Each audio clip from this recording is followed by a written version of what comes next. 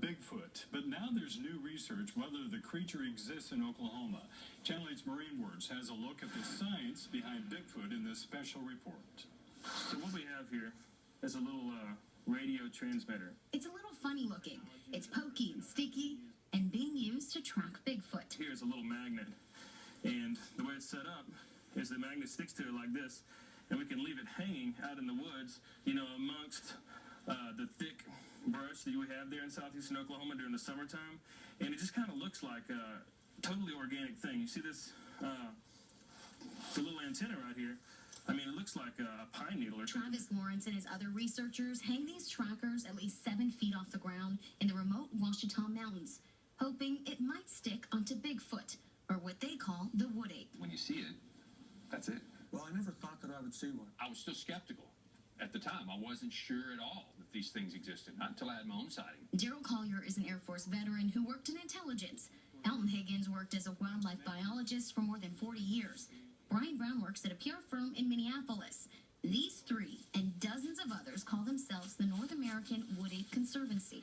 Their goal, to research and find evidence to prove that Bigfoot exists right here in Oklahoma. There were so many people from so many walks of life who were having these encounters, many of which were not extraordinary encounters. They were just sort of quick visuals of a large hairy thing walking around where it shouldn't have been. This is an aerial view of the Ouachita Mountains, where 63 researchers spent 1,200 hours surveying the area.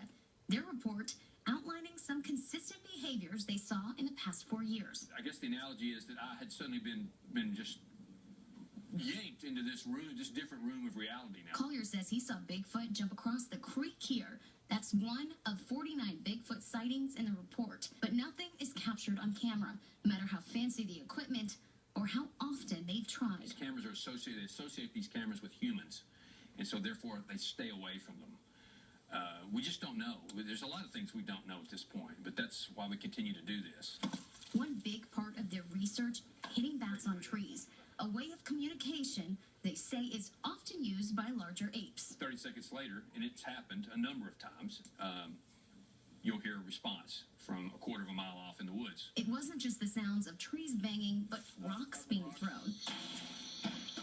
You can hear in this audio, they say this is rock rain hitting their roof. They found plenty of rocks in unusual places, and throwing rocks is something typically chimps do. As compelling as we believe it to be, we don't present that as proof. That is not enough to establish this as a real animal.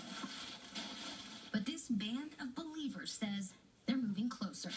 Oh, before I forget, that tracker that we told you about, it was picked up and activated, so they'll be searching for it soon. Maureen Wirtz, Tulsa's Channel 8. Good to know. Thanks, Maureen. You can find the entire report from the research on our website. Just go to KTUL.com.